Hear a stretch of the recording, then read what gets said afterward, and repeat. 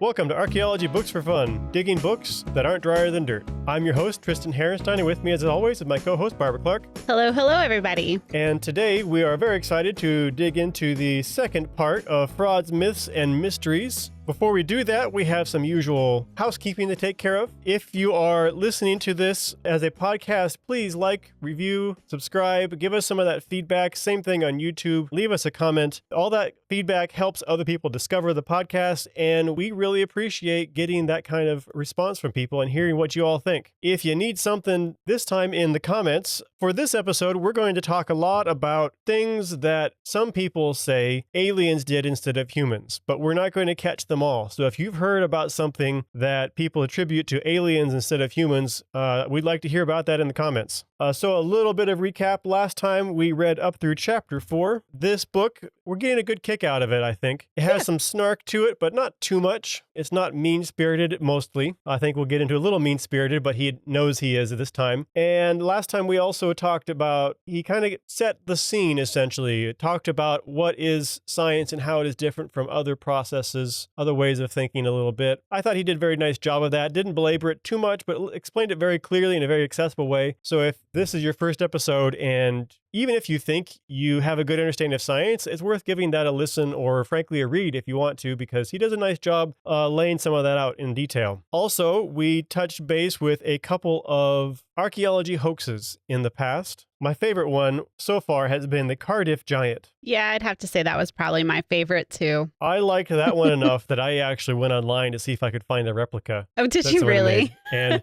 you know, it's actually on display in a museum. And would you believe that museum doesn't have little Cardiff Giants for you to buy? Oh my God, missed opportunity. I know. I don't know if that'll ever happen, but boy, I would love to get a chance to do that if I could. We also talked about, what was the other myth? The Piltdown Man. The Piltdown Man, which is, this one had to do with early attempts to figure out human evolution. And one of the themes for a lot of these hoaxes is to give people what they want. And in that case, it had some local national pride involved. It also had some other understanding of how the world should work. Actually, it's been true for both of them. They've had taken advantage of people wanting to believe rather than it's more like leaning into confirmation bias for these people rather than like they're teaching them new things. They're con men. That's how I understand they often work, is it's all con artist stuff. Yeah, and I did enjoy the author's kind of breakdown of what it takes for a good archaeological hoax. So if you're interested in learning about that,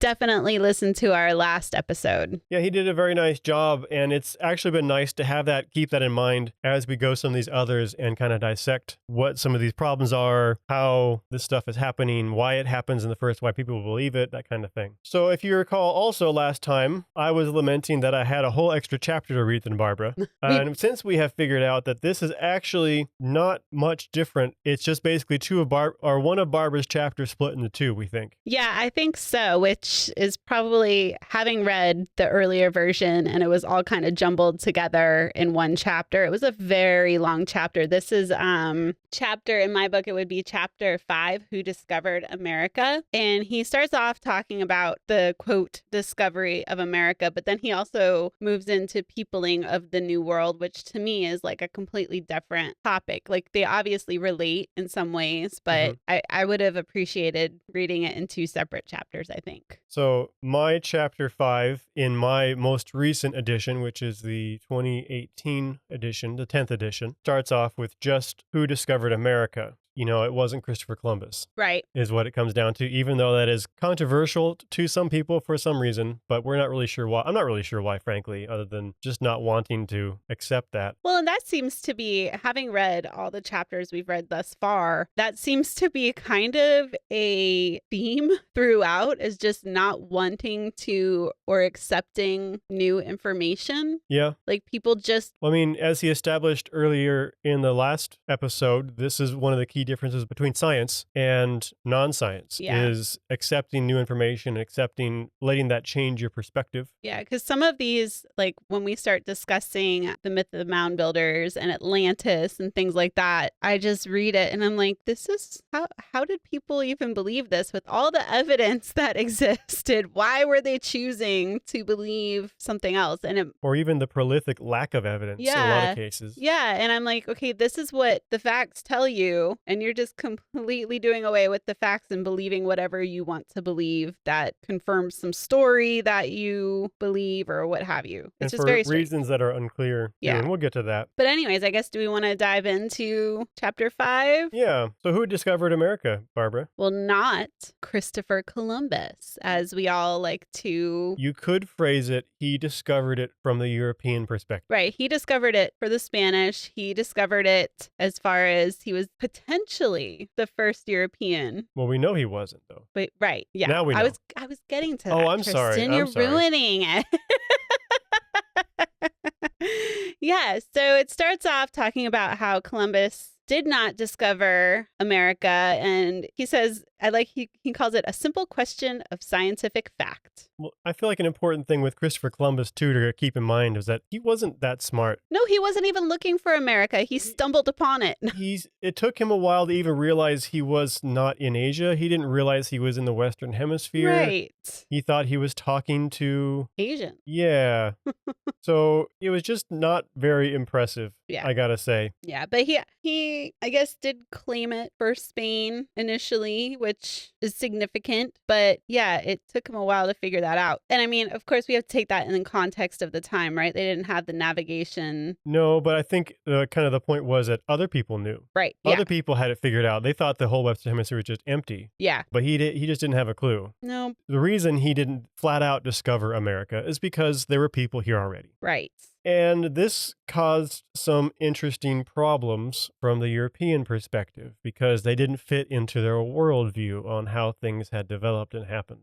Noah had 3 sons. They thought that each of these 3 sons made one of the race branches. Yeah, there was European, Oriental, and African. Right. And now we have a whole group of people that don't seem to have contact. How did that happen? Right. Yeah. So it didn't fit into their worldview. Their worldview was largely based on a pretty literal interpretation of the Bible. Yeah. And they didn't necessarily have an alternative at that point either. Yeah, no, it's problematic that this essentially new race of people appears, but you can't blame them for basing their worldview on their religion either. No. A big part of it, there's a lot of effort, historically at least, into trying to figure out where Native Americans came from. Some of it assumed they just arrived after the flood from Asia, which actually is pretty close by accident. Right, yeah.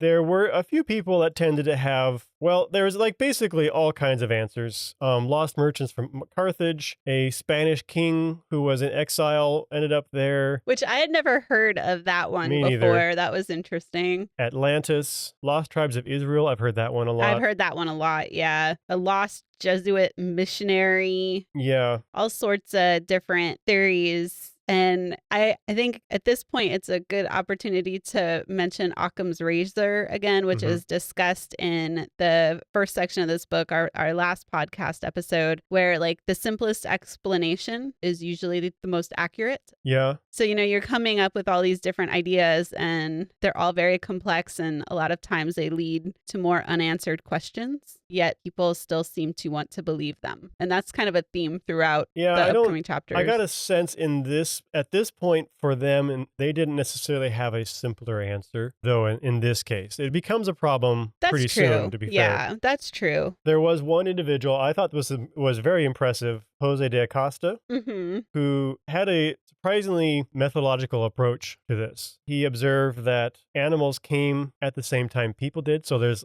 same animals in Americas. And so he observed that, well, then they must not be completely disconnected. And so there must be a connection somewhere. And he ended up being a little close in that. And that's ultimately why there are so many animals shared between continents. Yeah. But most people didn't accept that. I don't know why they would reject that so easily, other than it didn't fit your ideas. Because it was the most reasonable answer, at least from our hindsight perspective, I guess. Yeah, that's true. From hindsight, it's easy to kind of assume what they were thinking or why they were thinking things. Yep. And some of it sounds kind of ridiculous to us now, but with their much more limited knowledge, it may have sounded more reasonable. So now it's pretty well established that people came over the Bering Land Bridge. We'll get to this, I think, in my next chapter anyway, that it's a little still under debate about exactly when people came over, which I find that debate a little interesting, frankly. Enjoying kind of watching that develop and seeing how that goes. I'm not expert enough in that time period to really weigh in, but I can kind of observe it and keep track of it. And I'm finding that fun. But we'll get into that next chapter. In actual scientific approaches, how do we figure out where people came from? There's a few different ways we can do that. One is through morphology. And so certain populations share certain physical traits. One of the more well-known one, at least amongst archaeologists, is shovel-shaped incisors. Yeah. So the incisors for Asian people and Native American people tend to be more shovel-shaped than other regions. So that's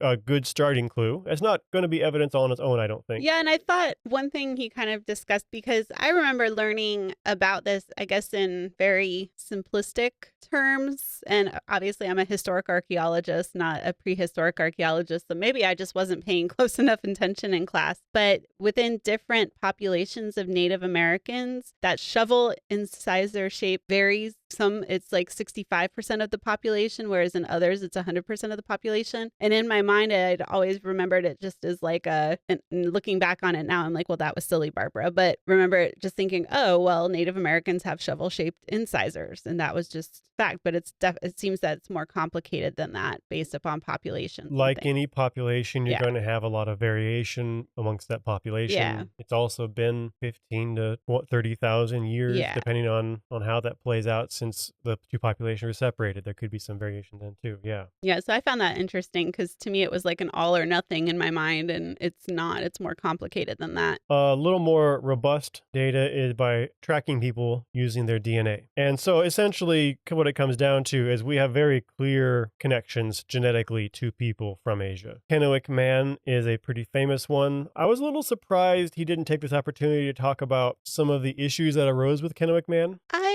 I was thinking that too. I feel like Kennewick could be a whole chapter on its own. You all can look this up too if you like, and it's worth looking up. But kind of a quick rundown is they found this man, I think in like a mountain, so he'd been kind of mummified, and the archaeologist involved said he had caucasoidal features, which he meant that purely as descriptive. Right, yeah. But all the white nationalists took that to mean he was European. Yes. And they jumped all over it and became a big, ugly mess for a long time until DNA came through and like, no, we knew this and it's been proven now, so stop it. Mine mentions too that apparently some people wanted to claim that he was an early Viking explorer. I had never heard that before. We didn't even go that much detail in mine. This is just what I knew from the issue. Did he talk about the more recent kind of legal battles about claims made on Kennewick at all? I should have looked up what the most recent news was with this, but back in 2004, the court rejected Native Americans' claims because the Native Americans didn't want scientists to study it. They wanted to patriate it, I believe. The courts rejected that claim and allowed the scientific study of Kennewick Man, but they granted Native Americans access to pray over him. Mm-hmm. And at that time, there wasn't enough DNA to be able to make a definitive claim. I believe now there has been, but I don't know what the current legal state of affairs is dealing with Kennewick Man. But it's been an ongoing battle with Kennewick Man and other Native American remains, or potentially Native American remains as well, from what I understand. He did talk about a more recent one that might be too recent to be in your book. In this case, they studied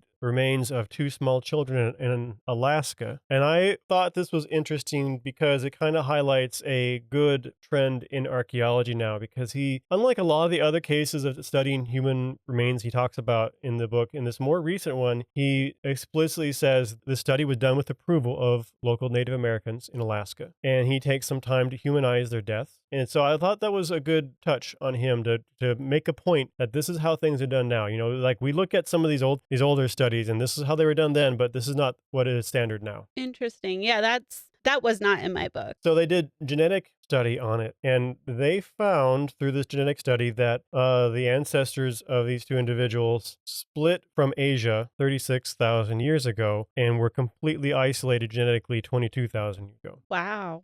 Which is a pretty big leap back from previous thoughts. And we'll get into that a bit more too, but usually we were thinking 13 to 15,000 years is when the land bridge happened. But this is pushing that date potentially back quite a bit. Yeah, what were you going to say? It's interesting because Native American populations can potentially, depending upon their beliefs, but they can think of ancestry a lot different than you and I do as like white people. Basing it off of DNA and things like that works for us and works scientifically, but it may not necessarily jive well with the beliefs of like the Native Americans. So it's such a complex issue as to how you determine. Yeah. And I feel kind of weird about telling a Native American group, no, your beliefs are wrong because that's what this Western science says. Yeah. But at the same time, in my view, it's like, well, these are what the information shows us. I wonder if like in making DNA the factor that determines this, if like how a Native American would feel about that, and if like they were consulted, and it's such a complex issue, and you're really dealing is. with two very different worldviews. Well, and the several hundred-year history that's involved, right. and all the abuses that happened Yeah. just make that a lot more complicated and difficult to navigate. In this case with these two children, I was happy to hear, though, that there was collaboration, it sounded like. I don't know to what degree, but at least there was something, and that hasn't been the case in the past. Yeah, and I feel like it's getting better, but it's Still like we said, a it's work just in progress. Yeah, it's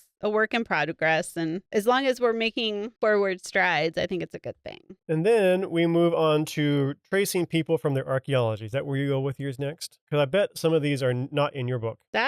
He doesn't really talk too much about. Okay, so I won't go over all of these, but basically for a long time we thought the earliest culture is a culture we called Clovis culture. And they have the very unique large spear points. If you look them up, you'll see some images of that. And then he goes through all of the archaeological sites that suggest people were here much earlier than we have previously thought. Was this a big section in your chapter? Because it was sizable. like very brushed upon. Like he mentions it probably all within like a page. Well, that doesn't surprise me. We've got 15 years between our books, I think. Yeah. A lot's happened. Yeah. A lot has happened. I think from our previous conversations, it sounded like he was interested but skeptical in your book. Yes. He kind of mentions these various sites and but we need more information. Now, I get a sense that he's leaning the other direction, that he's at least fairly convinced but acknowledges that it's not a completely finished deal yet. So he lists a whole bunch of archaeological sites that have been found and their dates. I will say he is absolutely right. I wish he'd been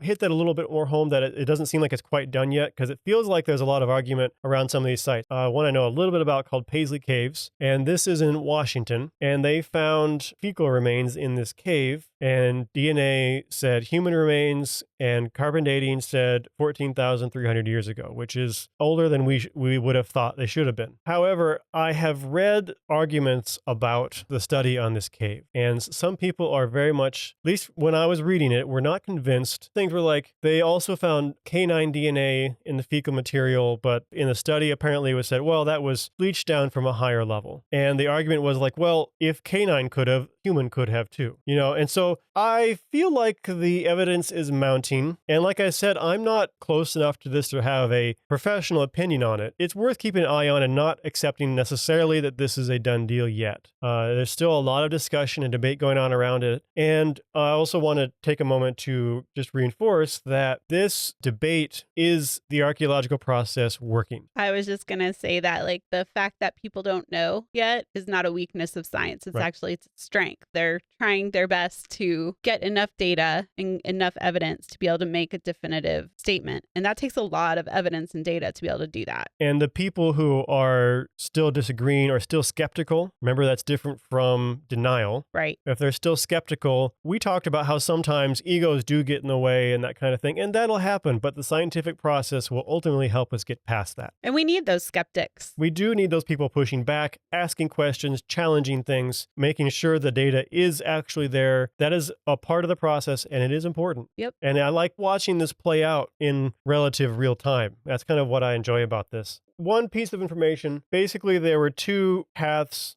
we know were open from through Alaska to North America. One was 13,000 years ago, which is what the Bering Strait land bridge was thought to be before. The other one was 23,000 years ago. Now, interestingly, a lot of the dates we are finding fall in between those two time periods. So either there's still more to find, and people came over on the 23,000 land bridge, or there's another way they were coming over that we haven't figured out yet, which is kind of exciting if that's the case. So I'm curious, does yours have that all in this chapter? Yep. Interesting. Because does yours talk at all about who may have come to North America, what Europeans may have come to North America before Columbus? That's in the next chapter. Interesting. It's interesting because I would have thought the peopling of the New World would be in the next chapter, whereas the European visitors would have been in the chapter we're discussing now. Because in my mind, that's how I wanted it divided. I felt like there was the issue of the original peopling of the New World, the Native American aspect and where they came from as one chapter, and then the European visitors and the colonizing essentially as another chapter. That ultimately is, although it does still start with Columbus. Okay. It's probably I would guess, a leftover side effect from being one chapter at one point. Probably, yeah.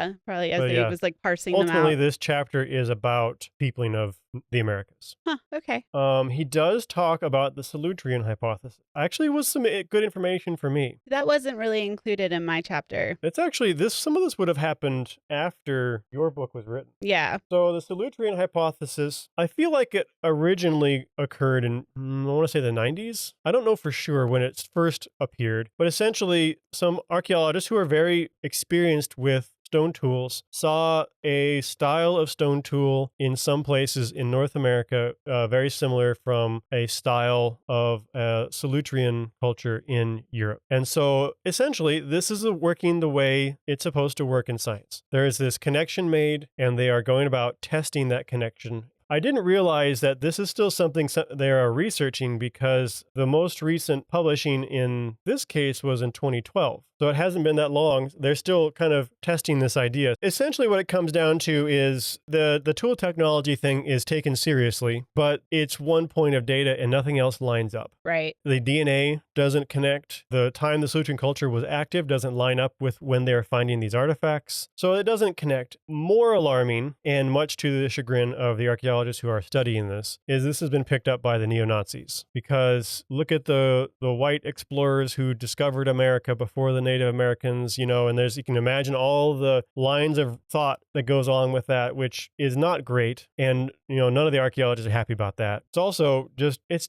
stupid to pretend that even if that was the case, that these people from how many thousands of years ago were the same people as any European group today. Right. Is preposterous to me. So I wanted to end on that because he did take a point to talk about it. And there was some new information there for me. I thought that was kind of cool. I got an update on that. Moving on to chapter 6. So your chapter 6. My chapter 6. Which is second still part of Barbara's. my chapter 5. Right. This is the one where we talk about Europeans who could have been here first. Yeah. So, we always learn Christopher Columbus, he came first, right? Well, there is, I would say, pretty solid evidence. Even in my book, I'm curious to see what your book has to say, because I would assume maybe there's been more evidence found that he was not indeed the first European to come to the New World. In my book, and as I understand it in current thought, it's a done deal. Yeah. In mine, he is claiming that it is a done deal, but he also discusses that some people are... He doesn't even bring that up in mine. Not still accepting of it. But what I think is really cool is the first Europeans to come to the New World were Vikings, which I have a personal kind of obsession with Viking and Norse culture just because I visited Iceland and it was so different from what I'm used to studying, and the archaeology over there was really cool. So I was like, yeah, this is neat. Does he talk about the sagas in yours? He does, although if I can take a step back before the sagas, he takes a little bit to establish that every single time we have a foreign culture interacting in a new space, they they leave a very clear archaeological footprint. So every time we have Europeans in the Americas, especially the first times, it's very clear that they were there, even for very temporary things like Fernando de Soto encampments and such. Oh, he does talk about that. Yeah, and how Very cool. and that's important for a later discussion about the whole Viking thing, about why we know some of the Viking stuff is true and why some of it is not. So I thought that was important to establish first. But yes, what about the sagas? Well, yeah, so the sagas discuss, gosh, how do I even summarize the sagas, Tristan? There was Eric the Red, he was banished from Iceland, and he settled in Greenland, and through deceptive advertising, he tried to entice other settlers to settle in Greenland too. If you're familiar with it, Greenland is colder and icier than Iceland.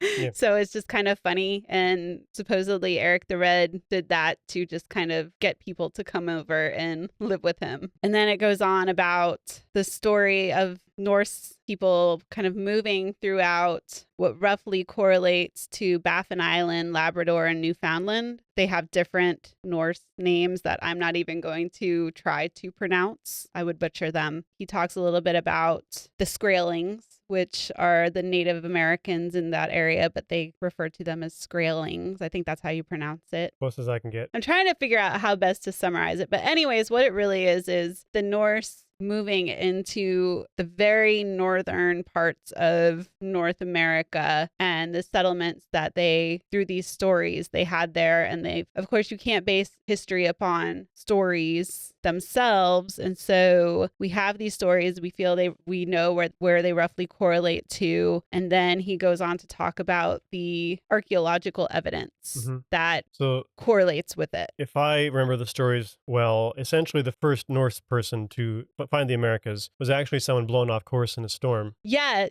Visited a few islands and then sailed back to Greenland going west, which is pretty significant. And then what I thought was really interesting is Leif Erikson, I believe, bought that guy's boat. Oh, yeah. Because he was hoping that the boat would remember the route to this new land, which I thought was such a cool kind of insight into Norse culture. Yep. And then they did establish a few colonies, but ultimately according to their lore, were pushed out. Yeah, it looks like the Skraelings, which would have been the Native Americans in that area, were quite a force to be reckoned with. He does a little bit to establish kind of how the stories can't on their own be evidence, though. Yeah. I liked one. There's actually a story that there was a Welsh prince, Madoc, who discovered it first. And, legendary sailor, he found North America. Look how important it is. Actually, historic research shows us that this was written by the British much later to try and establish claims to North America. On a political scheming level, I thought I was kind of enjoying that story, frankly. Yeah, he talks about that Welsh prince in my book, but much later on, and it's mainly just kind of a side note, and he talks about how there's a series of European claims since that time that have no archaeological merit, and that was one of the ones he talks about. I liked it. So, yes, it is pretty well established there was at least some Norse presence in North America, as I understand it. However, there is a lot of claims to Norse presence in North America that have little to no merit. That's where the whole idea of the book comes in for this chapter. Some of these I had heard of. Most of them I hadn't. For example, this one got me. There is a site in Connecticut called Mystery Hill where they claim to have a stone tablet that was for human sacrifices. It's a flat stone and it has two grooves around it and then one going off the side to drain the blood, as the story goes. And so they've done this whole thing about this was actually Norse and or some religious cult. I forget exactly what it was supposed to be, but there's no metal daggers. There's no other evidence of any of this. What there is plenty of evidence is what the expected Native American presence, the expected European 1800, 1700 European presence. And there is also plenty of other evidence that this is just a thing used for lye soap and apple cider production. Oh gosh. They were often wooden, but there's plenty of photos of them. There's even other stone versions of this. But this has to be a sacrificial stone tablet. Of course. And that's kind of a joke in archaeology, right? Like if we don't know what it is, must be ceremonial. Right. And we make this everyday item. And it's a joke. We don't actually do this, but it's a joke within our Not profession. intentionally anyway. Yeah. Yeah. Where we just kind of add this significance to an ordinary object because we don't know what it is. We can't explain it. Yeah. So it must have been a ceremonial thing because otherwise it doesn't make any sense. Yeah. So he talks a little bit about the Newport Tower in Newport, Rhode Island. Did he talk about that in your book? Yep. Yeah. So there was this claim that like it's a tower. It's a stone tower in New England, and people claim that it was ancient Viking construction, and because none of the English had mentioned building it, and It's also kind of architecturally unique. yeah, it was a little unique, but it was just a stone tower, but they attributed such significance to this tower, and they swore it was Viking construction and all this stuff, and it ended up there was an excavation done, and below it there were boot footprints. He said, and it could be me misinterpreting it, but the 1951 excavation excavated around and under the tower. Yeah. Like archaeology at that time was nuts. Yeah. Holy cow. And they found colonial boot prints underneath it. Right. So like stratigraphy wise, it would have to be constructed after those boot prints. And they were also finding other European artifacts and things like that. And then they carbon dated the mortar, and it matched to a date like 1665. And it turns out it was just a windmill. So there's another windmill that actually is similar to it. And the Rhode Island governor, Benedict Arnold, who I guess was the grandfather of the famous trader Benedict Arnold, he was governor of Rhode Island at the time, and it was one of his windmills. Yep. Like that's what it was a windmill, guys. But it's still interpreted as a Norse site locally, no matter what. And my favorite kind of, it was a hoax, was the Vinland map. Did he talk about Oh.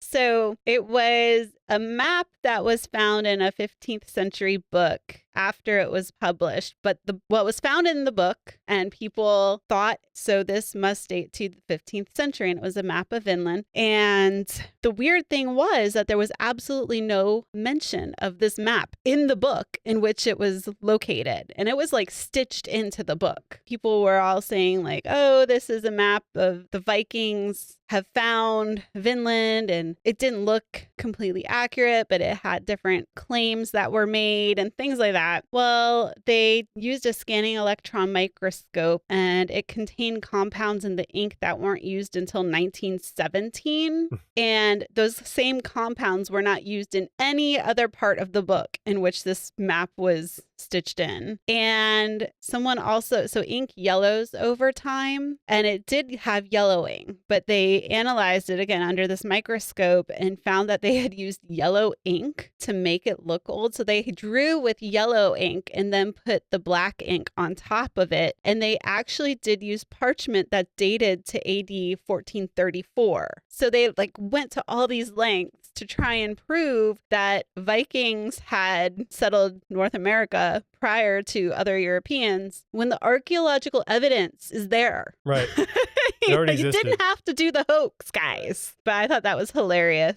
Well, the one in my book, at least, he ends on, and this is the one that I had heard of before, is the Kensington runestones. Mm-hmm. And so this is a stone slab with Norse runes on them near Kensington, Minnesota. And supposedly the text describes a spot where 10 of them died. Even if you think the writing is authentic, there is zero evidence. There's no burials. There's no signs of any sort of encampment. There's nothing there other than this random stone. If they were there long enough to carve the stone, there would have been enough time to leave some trace. Yeah. And he mentions in mine too that like this is at a time when like Vikings were geographically contracting. They weren't out spreading their population. They were actually kind of contracting. So it also historically didn't make sense timeline-wise. Well, and the argument often is, well, archaeologists can't handle the truth here. And his argument is like, well, we change our positions all the time. Right. We just demand that there's evidence before we do so. I mean, look at, for example, the people in North America. That is currently in process of changing, potentially. Norse settlements in North America, that has changed, but it's not in Minnesota. Right. One thing I also want to mention about the Vinland map is is what was really hilarious about this is if you know anything about Vikings navigational systems of the time, they didn't use maps. They didn't even make maps. So they were trying to recreate something that would have never existed. And they tried to do a pretty good job of doing it. Yeah. So I was just like, oh, this is, and there's a whole book apparently that has been written just about this map. So I kind of want to read that book. Did you know also, Barbara, that the Knights Templar settled in North America, and you can find evidence of this in Oreo cookies? Okay, that wasn't in my book. Pray tell. That's all I have, but that's all he said. But like, that's fascinating. This is from one of the people that's trying to argue or do a study on the Kensington runestone. That was also something he's apparently said. So, oh, well. yeah, Oreo cookies, the key to unlocking. I want to Google that, but I'm also not sure I want that in my search history. Yeah.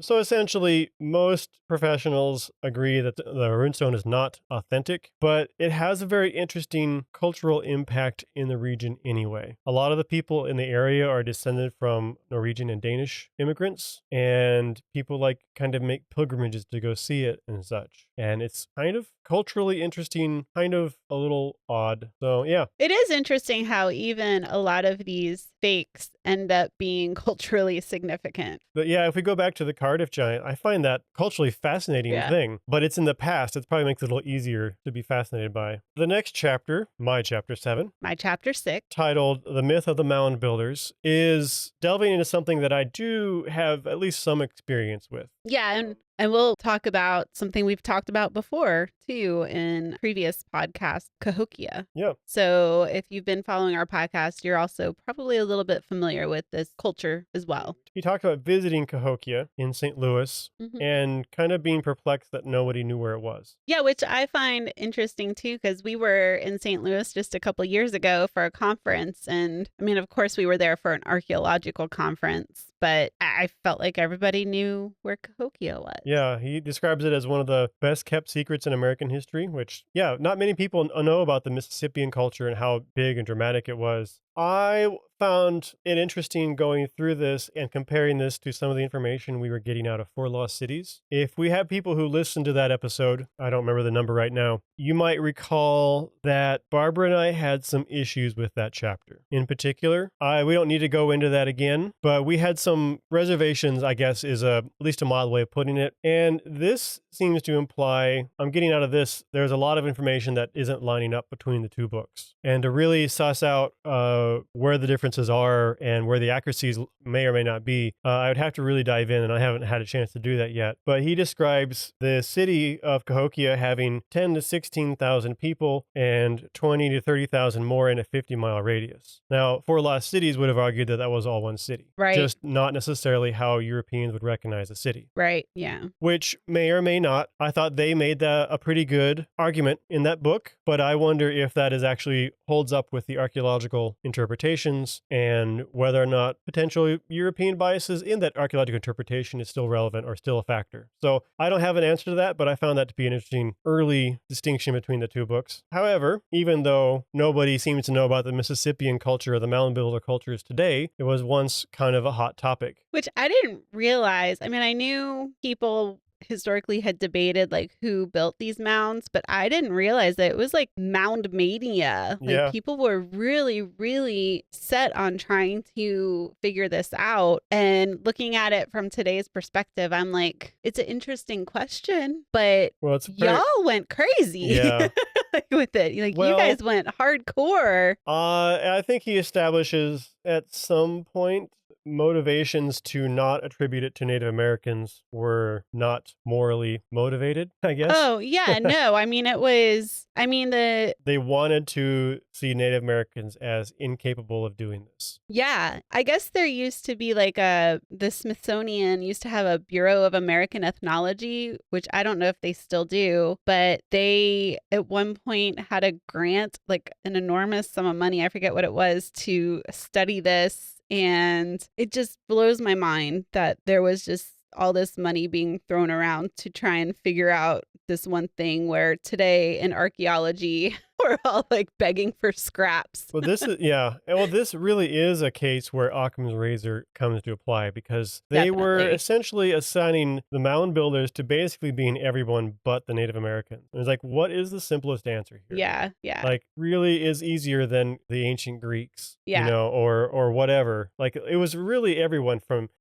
China had done it to every European culture you can imagine. You know, it was kind of ridiculous. Yep. To Atlantis, of course. Of course, Atlantis. So there were two good investigations. Right, yeah. That kind of started to answer some of these questions. One was, well, actually, interestingly, quick aside, Thomas Jefferson was involved. See, yeah, I didn't know that. But he actually had despite his flaws, he actually had a better approach to this. He didn't like say, this is what it must be. He's like, we need to look into this some more. Yeah, and I guess in my book, he says that this excavation, I guess, conducted by Thomas Jefferson was really one of the first true, like, American archaeological projects. Mm-hmm. I don't know if people would argue with that today, and I kind of think it doesn't really matter in It too was much. at least an impressive early effort Yeah, that but was more scientific than Yeah, he typical. says it's kind of a shift in looking at it from more of a research perspective. Of course, it was description and classification, not necessarily interpretation, but that's what early archaeology was Right. anyways. But It was until the 40s and 50s. yeah.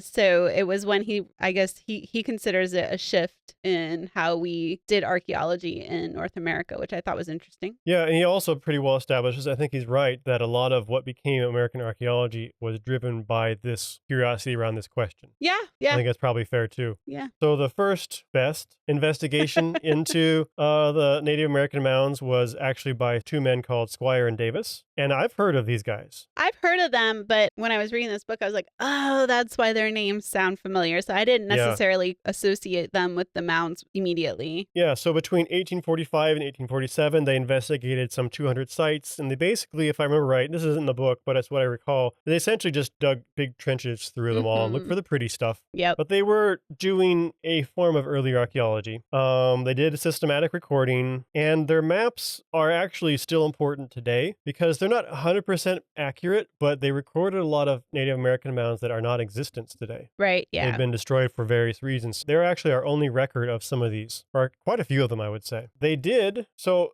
their conclusions at the end was that these were not local Native Americans. These were like, I think they said the Aztec or the Mayan, and then before they moved south. Yeah. So, I guess at least they said they're indigenous, but they were still... And I have heard even today people, when I show them Southeastern Native American ceramic designs and things like that, they tell me, oh, wow, that looks very South or Central American or like something you'd see in Mexico. So I can kind of maybe see how they came to that conclusion. But again, it's not based on anything factual or scientific. It's just, this is what it looks like. And there does seem to be some implication of cultural contact, but I don't know if they know how much, to what degree, that kind of thing. Yeah. The better investigation was by a man named Cyrus Thomas, and this is where Barbara said he just got a boatload of money. Yeah. But he put all this money into investigating these, and his report was like 700 pages. I know. I was like, man.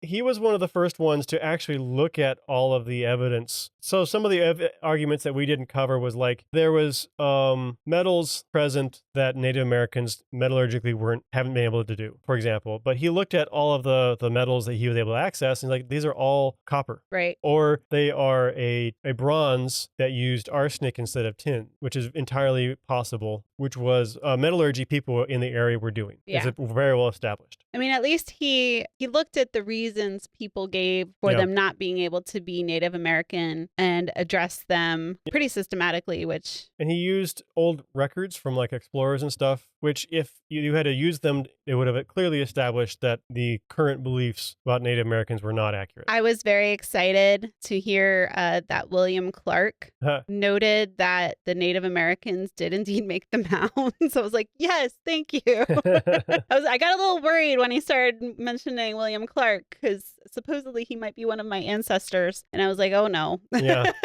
But like he looked at everybody from Bartram to DeSoto to Lewis and Clark expedition. And if you look at those, a lot of them were like, yeah, we either saw the Native Americans interacting or living within and on the mounds or like even just basic stuff. Like one of the arguments was Native Americans weren't known to sit in one place and to cultivate the land. The early explorers observed Native American groups clearly doing this. Yeah. There were also a number of frauds. Basically, these were supposedly text, which is threw people off. The Newark Holy Stones was a big one. Oh, he doesn't talk about that in my book. Davenport tablets, Michigan relics, and the Bat Creek stone. These are all basically different stones that sometimes are implying have Hebrew writing on them. So one of the big thoughts was that it was one of the lost tribes of Israel was basically doing this. He talks about the Michigan relic. The Israel tribes never did mound building, so there's no cultural reason to think that. Well, yeah, that's another thing I thought it was good that he mentioned is how the cultures that people were trying to attribute these mounds to, he was like, a lot of these people never did this anywhere else. Why would they now all of a sudden start doing it in the New World? Yeah. And he does talk about the Michigan relics in mine, but that's the only one he talks about. And I did like the fact that there was like machine saw marks in the clay. I like the fact that his daughter sold them out. Yeah. She basically signed affidavit saying she saw him making them in the basement. Yeah. I mean, I like the Davenport tablets too. The author describes them as having childish imagery with no known writing on it, made on a roof tile from a house in Davenport, Iowa. See, he doesn't mention that one in mine. That's a good one too. That's amazing. So there's some fun ones in there. He does have a good quote in mine where he, we're talking a lot of what this comes down to, which I know we've already touched on, and I don't want to reiterate it too much, but it comes down to racial motives. Mm-hmm. And he talks about the myth of the ancient race is a comfort to the conquerors. It made eliminating the Native Americans less troublesome for them. Because and I think it was just part of a cycle. Yeah, and they he talks the about first like ones to do it. Right, and if Europeans were the first ones to come into the New World and were building all these mounds, and then the Native Americans, some believed, came and conquered the Europeans that were there, then the Europeans were just reclaiming what was already theirs. Right. So I think that's a really important kind of And to be clear, concept. Those are terrible arguments. Horrible. We're just talking about what they are, yeah. Yeah. But the mound builder myth hasn't gone away. Some are still trying to argue for Atlantis today. Yes. And then he goes through a whole bunch of mound builder archaeological sites and essentially how clearly they are Native American. There are a bunch of different cultures we have identified now. It is not all one culture. I've heard of Poverty Point in Louisiana. Have you heard of that one? But I haven't heard much in the way of details. That was the site that actually got Mariana Evans interested in archaeology. Oh, so, that's yeah. right. That's where it came up recently. Yeah. But yeah, he talks about how the labor force alone that was necessary to create these great earthworks shows just how complex these societies had to be. They had to have a hierarchy and leadership, the technology and skill necessary to build these things that, I mean, still exist today. I'll give you some descriptions to help you kind of picture this. And if you're watching the video version, I'll have something in the video. So this is 6 concentric rings forming a half circle. Each line from in those rings is 80 feet wide at the base and 10 feet high. And in total, there's 6 miles of this size. If you were using 50-pound basket loads to make these, it would take 30 million basket loads to make. Amazing. Very It really impressive. is. Yeah. Gives me chills if it wasn't so hot in here. Right. Yeah, and we actually, for those of you that are local, we do have probably the eastern kind of an outlier. I believe it might be the most eastern example of mound building culture here in Tallahassee at Lake Jackson Mound. It's the easternmost Mississippian, although he actually lists Crystal River in my book again. I guess. No, he does not mention Tallahassee though, which made me a little sad. So I don't know if Crystal River's further east, but anyway. Yeah, I don't know, but yeah, we're way out there. Yeah. Or, if they're centered in St. Louis, the trip to Tallahassee is quite a haul. Yeah, and it's just, like you said, there's different mound building cultures, and they all have these similarities, and they all have their differences, and that's what helps archaeologists date mound sites right? They have a different collection of artifacts associated with them, different time periods. I mean, this was a really, I would love to time travel and see what the Mississippi Valley kind of looked like back then, and it had to have been so cool, because I've heard people say, the population of these times rivaled a lot of European cities that we kind of think of as being huge for the time period. And there were things going on here in North America that were just as impressive, but they just had different materials they were working with. Yeah. So he goes back to talk about Cahokia, specifically Mound 72. And you might remember Mound 72 from Four Lost Cities was discussed in that book as well. And that was the one where we had some of the most problems with that. This more or less confirms a lot of information, I feel. I'm interested to hear what you said, because he just barely touched on that in mine. Yeah. So it suggested to me that the author in Four Lost Cities may not have been quite as far off as we feared, but still may have been some interpretations that are maybe a bit of a stretch. This was Mount 72 is a mass grave of 270 people. Many of them were human sacrifice. And specifically, one of the things that implies the source of the sacrifice is they tested the isotopes in the teeth of the women in one burial spot. And the isotopes told us that they were all not local people. So isotopes are a thing that are in minerals in the ground. Plants pick them up, and then when animals eat them, especially when we are developing, it gets embedded in our teeth enamel. So we can test isotopes and see where someone was from, historically at least. But this would imply that they were either immigrants or war captives. It doesn't necessarily explain the details of,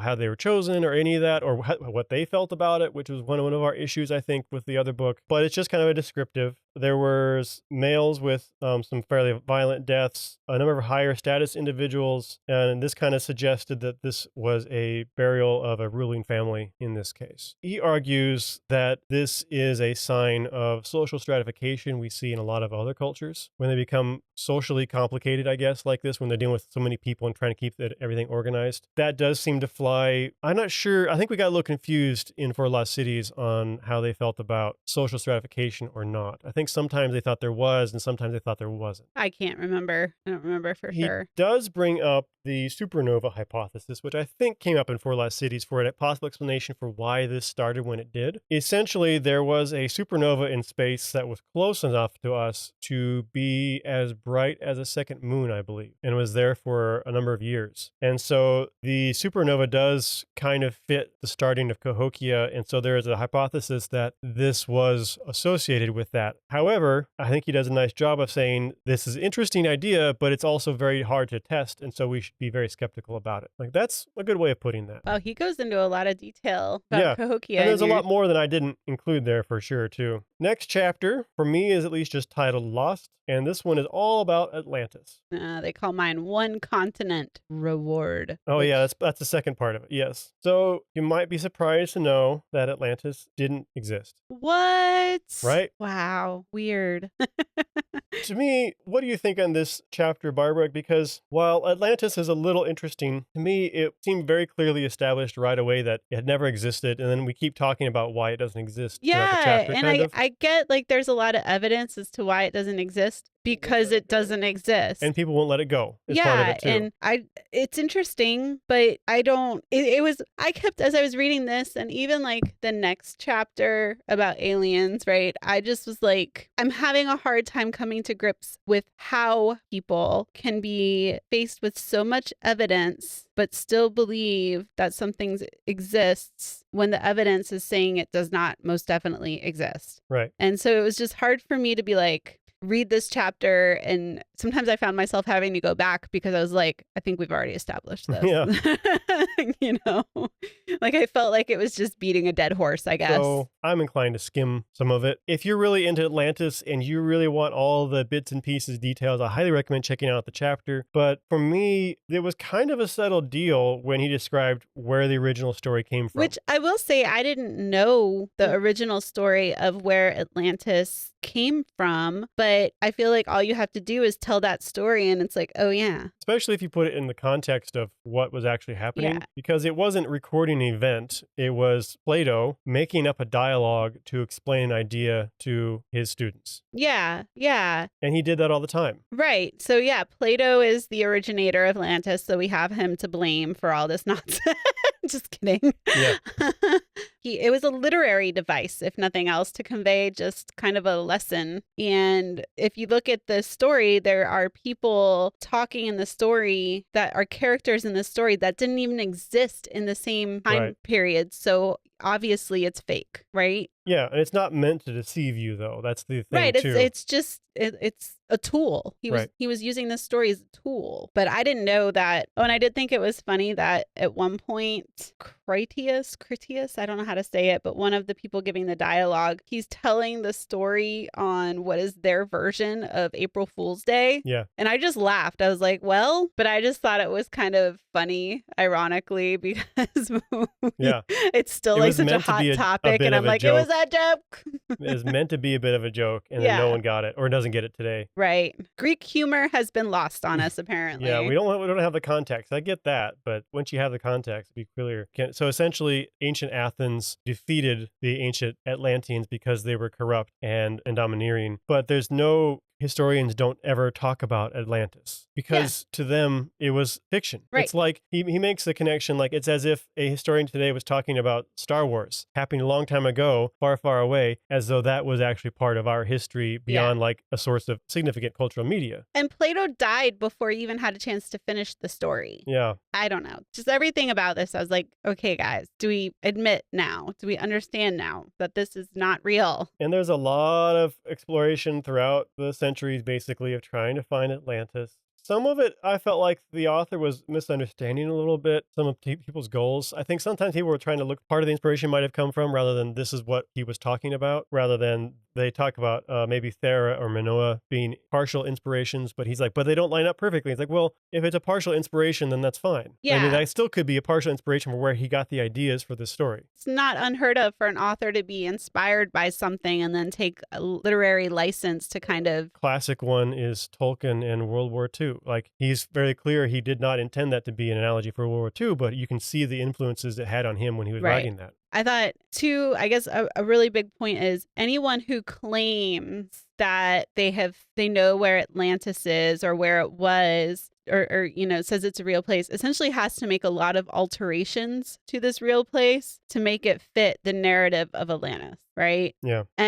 Or you have to like omit something to make it fit. And I'm just baffled by the fact that so many people have put so much energy into trying to find this mythical place. Right. If we had found some evidence that there might be something out there beyond this one clearly not intended to be taken literally story, then I would be more interested in this question, honestly. One of the arguments was that Atlantis had to exist and dispersed because there was an idea at one time that, I forget the exact terms, but basically now we understand that human populations can independently invent the same thing. Are you talking about, oh, okay, I thought you were going to be talking about cultural diffusion. But well, this is the opposite. Right, yeah. This was because cultural diffusion essentially is the idea it had to be invented in one place and then spread everywhere else because humans aren't very good inventors. Yeah. So this guy's idea was taking cultural diffusion and applying it to Atlantis. So everything came from Atlantis. That's why we see, in one case, I've heard this kind of thing before. It's why we see pyramids in both Egypt and Mesoamerica. And ignoring the fact that they were structurally very different,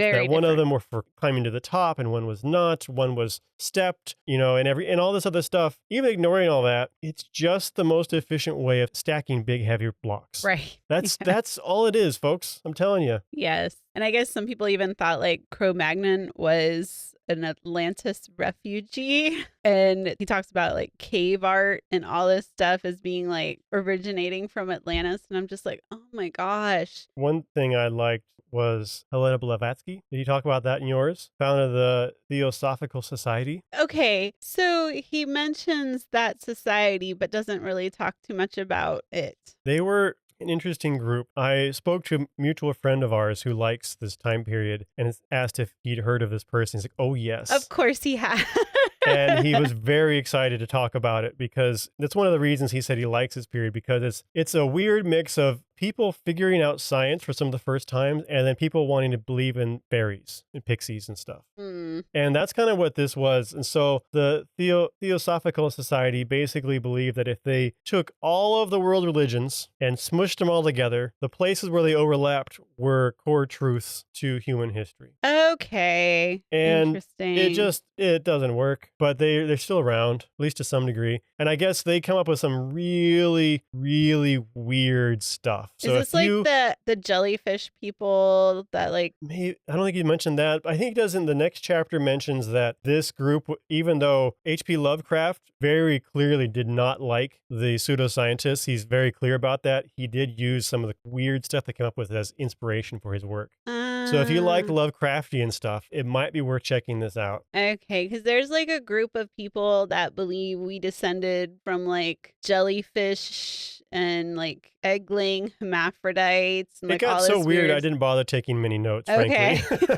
I was like, this is so out there. It's like, what? We could just talk about this forever. But Yeah. I did find it interesting that Heinrich Himmler, a Nazi, I'm sure everybody's familiar with him, at some point believed that Aryans were descendant of an Atlantean master race. Of course. I'm like, that's not in my book, actually. Yeah, he talks about that. And I was just like, well, interesting, but also like, why couldn't have you guys then sunk with Atlantis?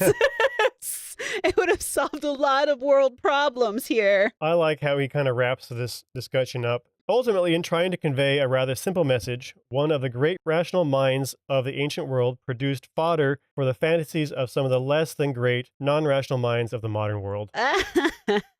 Like, yeah, that fits. Yeah, Atlantis, it's interesting, and I think of it more as like, it's interesting, haha. You know, like it's never been anything that I would have ever taken just fantasy. It can be kind of fun. I get that, but then it kind of takes the fun away when this is what's going on with it. Right, when Heinrich Himmler takes it over as something he believes in, as something of the master race. It's like, well, there goes that kind of fun Greek mythology. Does not enhance my enjoyment. No. Yeah. Goodness. So, last chapter? Last chapter. This one was probably my favorite chapter. Yes, mine too. Ancient aliens, folks. You've heard us talk about them before. This is the chapter where we finally get to talk about ancient aliens. Yay! And ruin all the fun, I'm sure. Well, depends on your version of fun. That's true.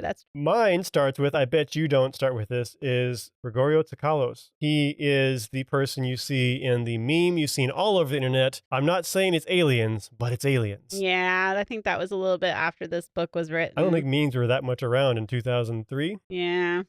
So we start off with that, of course, because it's kind of a lighthearted take. This whole idea that aliens visited us a long time ago started in some interesting places. It actually started with a bunch of scientists in the 50s and 60s. There were some Soviet scientists that were raising this question, and even Carl Sagan apparently wrote an article. Basically, he wasn't saying there are ancient aliens, though this is important. He was saying, I feel like this is an interesting idea. Right, yeah. And when I started reading this, I was like, oh no, not my Carl Sagan. And at the end, we find out later on, Carl Sagan clearly said, no, there is no evidence of this. He still thinks it was a cool, fascinating idea, but it just doesn't hold up as things are right now. Mine kind of starts off immediately talking about von Daniken, who is... We talk about him, but basically Gregorio Tsoukalos has taken the baton, essentially. So he's a new guy. So go ahead. Interesting. So Daniken is, in my book, kind of the main character, and he took what Carl Sagan said, and he wrote a book called Chariot of the Gods in, I think, 1968 was when it was 1970. Oh, okay. In my notes, at least. Okay, he was writing it in 1968. And he talks about all these very out there hypotheses dealing with like ancient aliens and how they built everything from the pyramids to visited Mesoamerican cultures and taught them how to build the pyramids. There's one part where he even says that they took children from the Native Americans, took them back to their planet in outer space, taught them how to build the pyramids and other things, and then sent them back down to Earth to build these. He also has theories about how ancient aliens interbred with Native Americans and Egyptians. There was an Egyptian burial. It was an Egyptian priestess or princess or something who was buried with a mummified baboon. Mm-hmm. And he took that as evidence of that being a hybrid child. And apparently aliens would kind of experiment with these hybrids for funsies.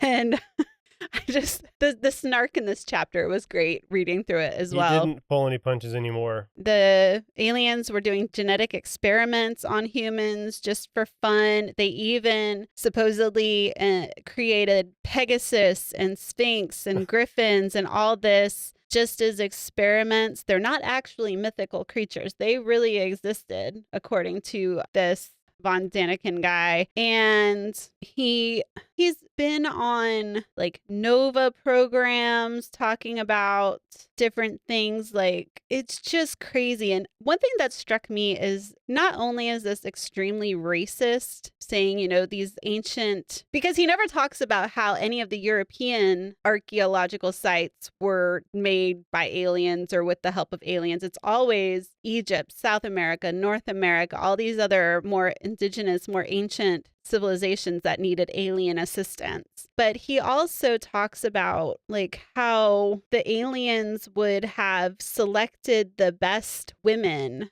from these native cultures and bred with them to improve them, and we're all descendants of these alien human hybrids. And I was like, this is so misogynistic as well. Like, everything about it, I was just like, I mean, I made a note that said dude needs therapy.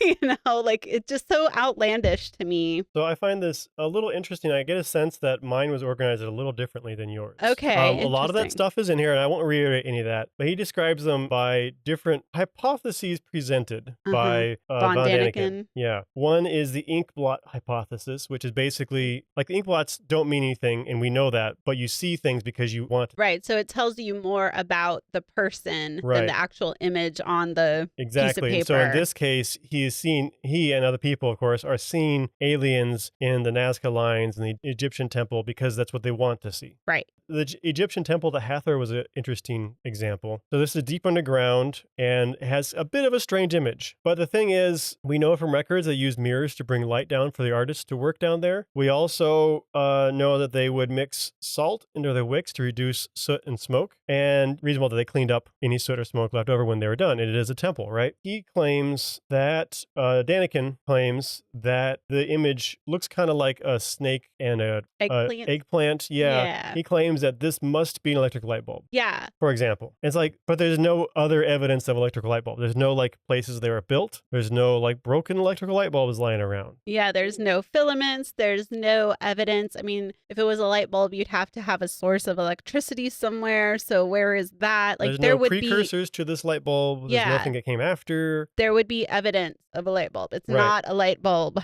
The other one is the horny astronaut hypothesis, which you covered pretty well. And the other one is our ancestors, the dummies hypothesis. Yes. And that is basically our ancestors were too stupid to have done this, therefore it must have been aliens. And he kind of, the author kind of teased me here because he brought that up and then just left it up there as our ancestors, blanket all ancestors. And I'm like, no, this is racist. Why aren't you talking about how it's racist? And he does eventually, but he took him a little while to get there. Like, it really bothered me.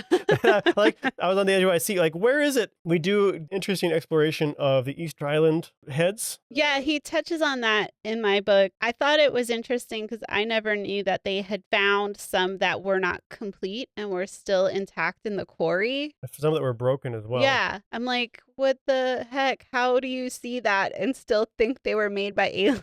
Yeah.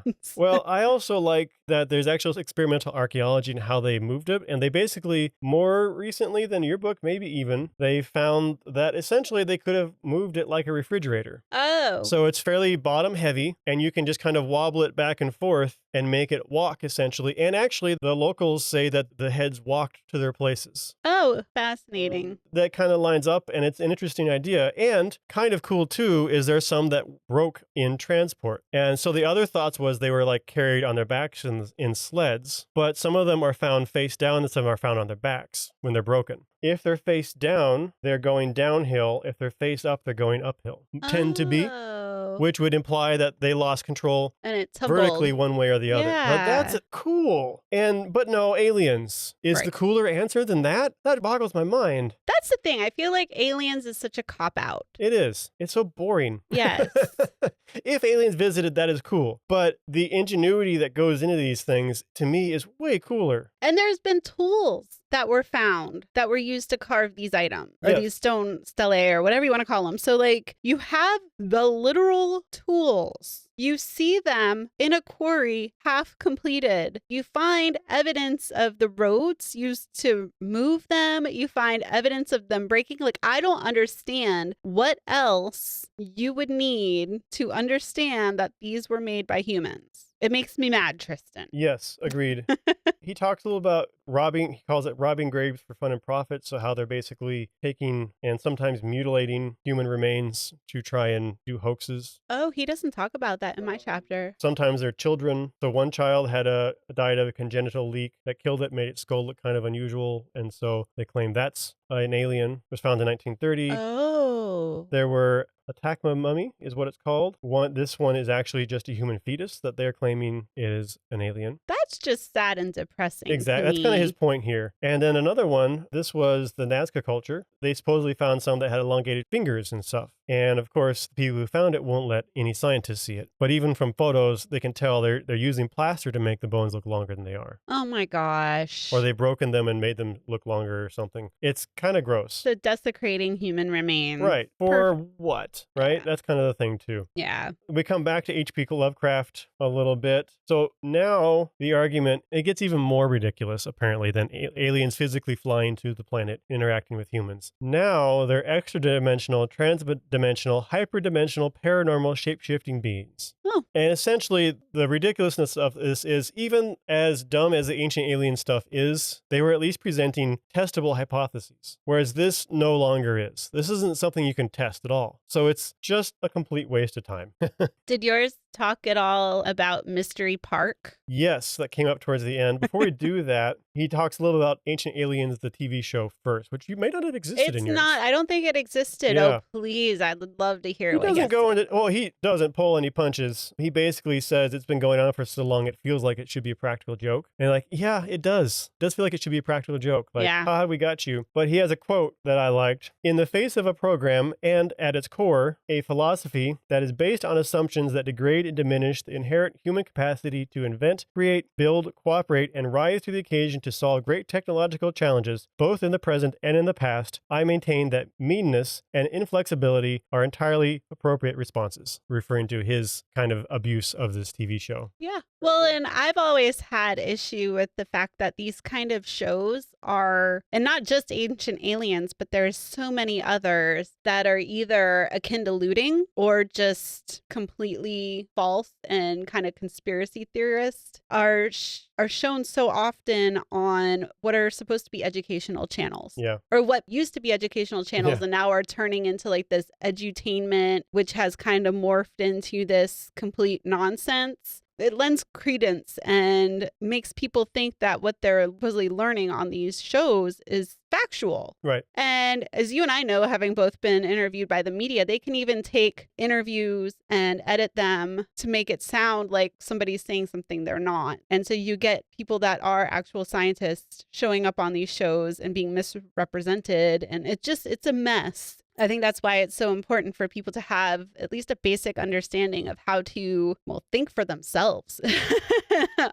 Use the scientific process, understand what the scientific process is, and question things. Be skeptics. As he says in this book, it's not a bad thing to be a skeptic. Right. I know we've kind of culturally assigned a negative connotation to it, but it's not. We've used it a little differently than he defines it. Right, exactly. Skepticism isn't denial. Right. That's important. Skepticism is questioning and exploring. Yeah. Was there anything else you wanted to add about Ancient Aliens? Yeah, I guess I will real quick before we get into Mystery part, because I don't know why he puts this after the mystery part, but right at the end, he finally gets to the whole ancient aliens and denial of our ancestors have done is ultimately pretty racist. Because I was reading the whole chapter like, where is this? Where is this? It very much was. And I don't know, go into a lot of detail, but one of the most damning pieces of evidence in Chariots of the Gods, which is the first book Daniken wrote, he gave a number of examples of accomplishments that were too great for what people have done in the ancient times. Out of 51 examples, 2 were from Europe. That's 4%. Yeah. All the rest were from Africa, Asia, North America, and South America. 4% were from Europe itself. That tells you a whole lot right there. You know, it's never the Parthenon or never the Colosseum or never any of those works in Europe. It's always the other continents that were too stupid to be able to do this stuff. So that's kind of gross. But to leave us on a, I think, probably more amusing note.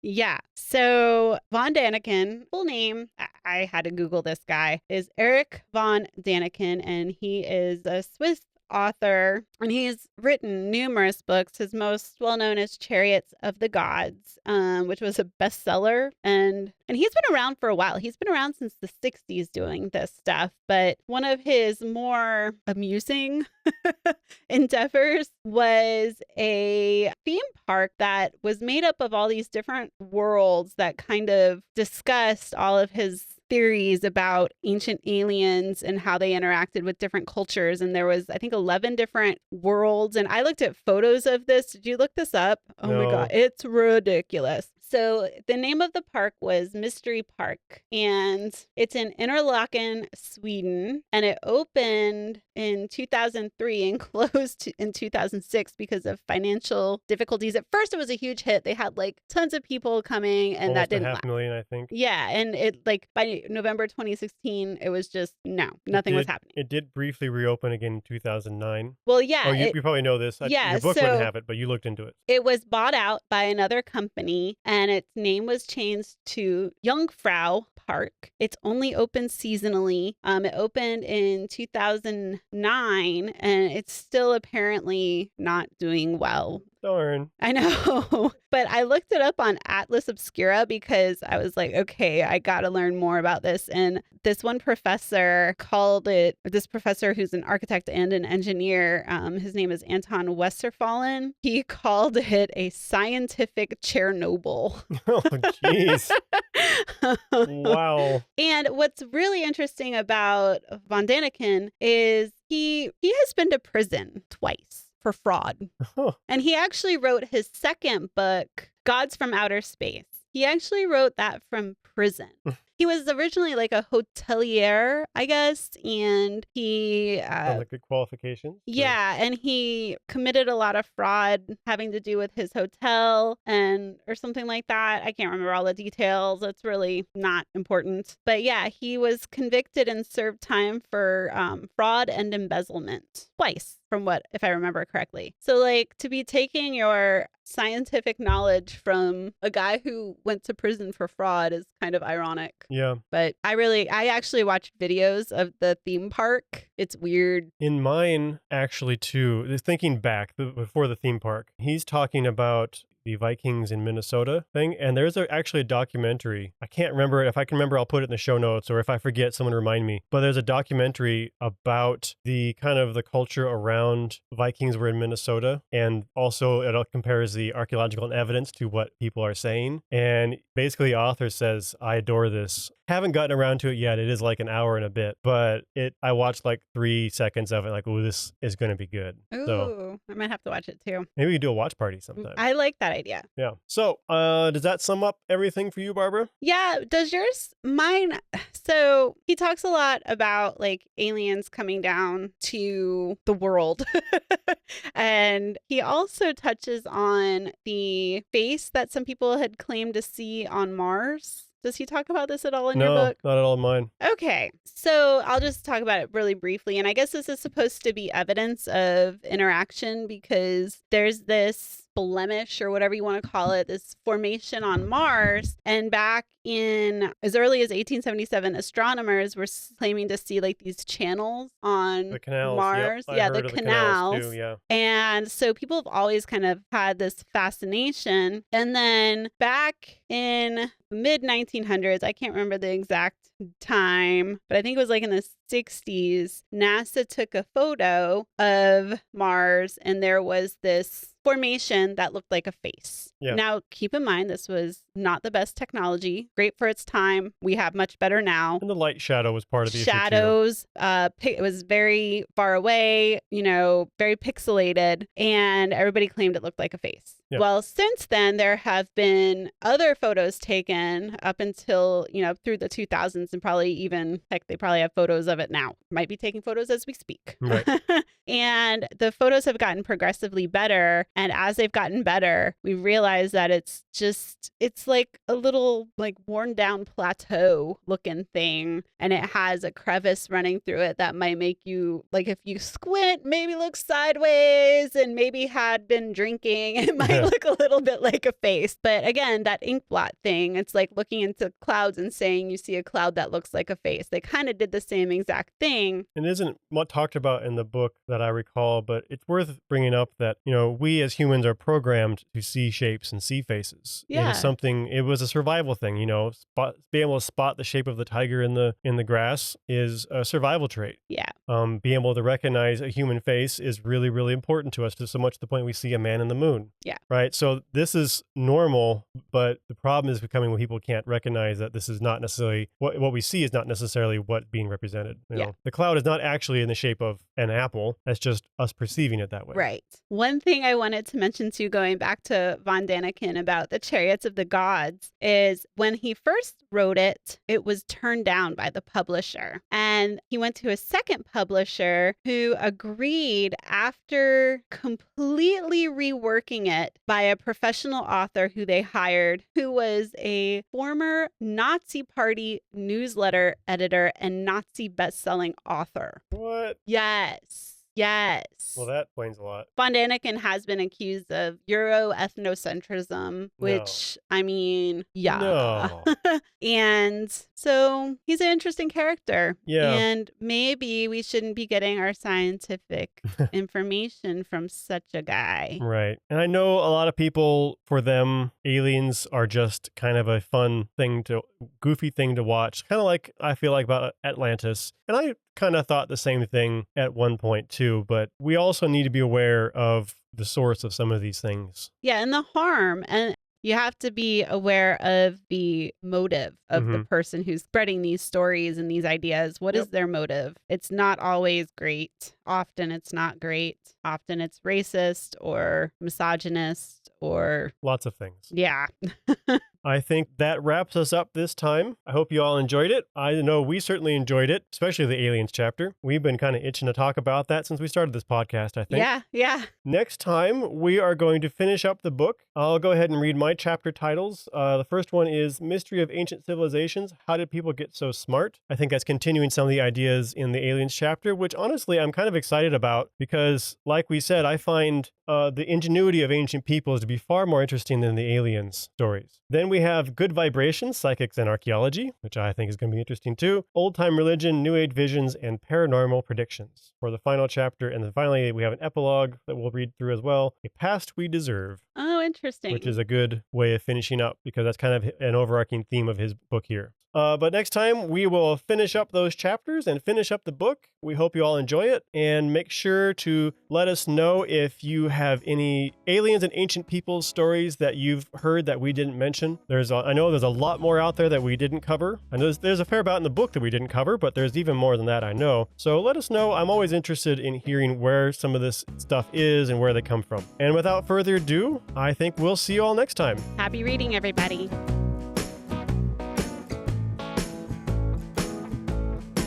Archaeology Books for Fun is brought to you by the Florida Public Archaeology Network, a program of the University of West Florida. You can find out more about archaeology and about FPAN at fpan.us. We appreciate any feedback, so if you're listening to us as a podcast, please leave us a review, and if you're watching this on YouTube, please like and subscribe. Thanks for listening.